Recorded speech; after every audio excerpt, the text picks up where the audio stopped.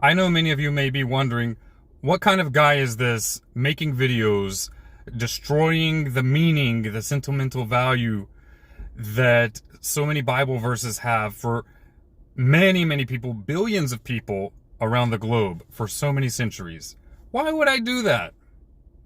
I agree. At face value, it sounds kind of crappy, right? But you know what's a little more crappy than properly understanding these verses in their original language and context?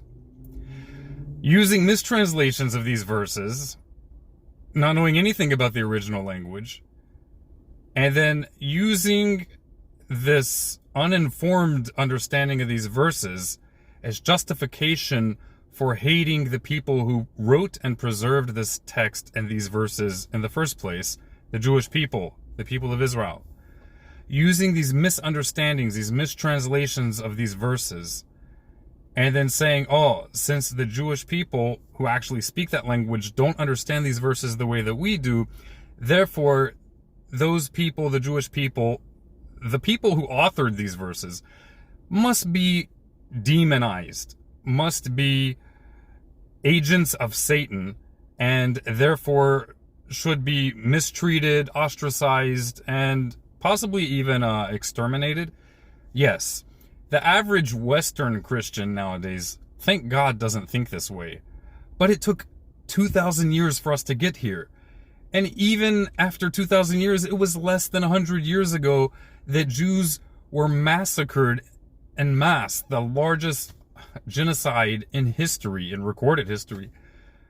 Less than 100 years ago in Europe, in the middle of the civilized world. That didn't happen in a vacuum. Even secularists who abandon religion, but who grew up in cultures that were established on traditional religion, they inherit, whether they like it or not, whether they acknowledge it or not, they inherit biases against the people of Israel.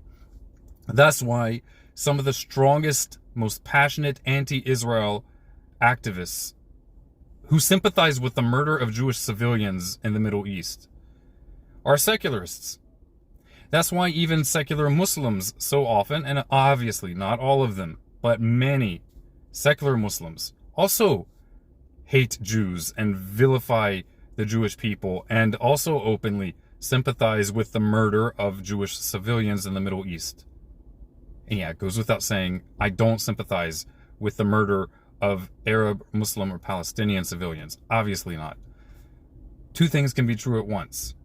However, this irrational hatred of the Jewish people didn't start with the Holocaust less than 100 years ago, and it's not ending with it. Most people who deny the Holocaust or say it's exaggerated wish that it actually happened. This hatred cannot be fought by just simply canceling people on social media. That's not the way to do it. Yeah, if they're actively calling for violence, I think we should do something in that case. But in the bigger picture and the broader scheme of things, the greatest tool we have to our advantage is to educate people. No, don't push it in their face. I'm not forcing you to watch this video. You can swipe away. But we should educate people who are willing to be educated. At least put the information out there. So if someone cares about what the Bible says and is willing to learn what it actually says in its original language, in its original context, at least they can see that the people of Israel historically understand these verses that to them are so obviously talking about Jesus. At least they can see, by learning more about the original language, why the Jewish people don't find it so obvious that Jesus should be worshipped as God. Rather than simplistically, simple-mindedly thinking, oh, the Jewish people know this obvious fact, and they just deny it because they hate God. And again, yes, I know the majority of people don't think this way, but it only takes a few ignoramuses to think this way to shoot up a synagogue or to beat up a random Jew they see in the streets. And if you don't realize that that's happening often, no, it doesn't mean you're evil, but it doesn't mean you're unaware. If you're involved in the Jewish community, you know this stuff happens. It happens a lot. disproportionately, even according to non-Jewish governmental organizations, even according to the FBI. Just look at the way the UN consistently votes biasly against the nation of Israel, while turning a blind eye to myriads of countries that consistently engage in far more heinous acts that could ever be attributed to Israel. Yet they disproportionately attack Israel. There's a reason for that. It's not random. It stems from historical hatred of the people of Israel, the Jewish people. And much of this comes from ignorance of the verses. So that's why I explain what these verses mean in Hebrew, or at least how you could understand that these verses could be understood in more than one way. And it's very important. Ignorance breeds fear, and fear breeds violence. And if you continue to do the same thing, you're going to continue to get the same results.